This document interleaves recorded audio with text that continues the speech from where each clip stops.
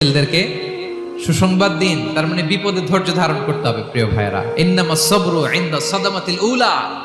বিপদে আমরা অনেক সময় প্যানিক হয়ে যাই, অস্থির হয়ে যাই, কি করব, হতাশ। না, মুমিনরা হতাশ হয় না, ধৈর্য ধারণ করে। কি করে? কি করে?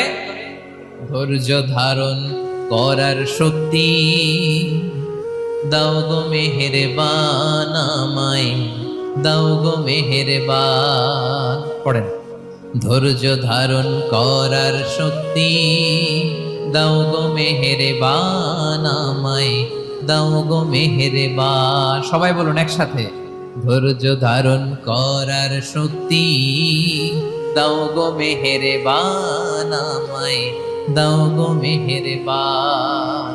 বুকের ভেতর ব্যথার নদী বইছে অবিরা, বইছে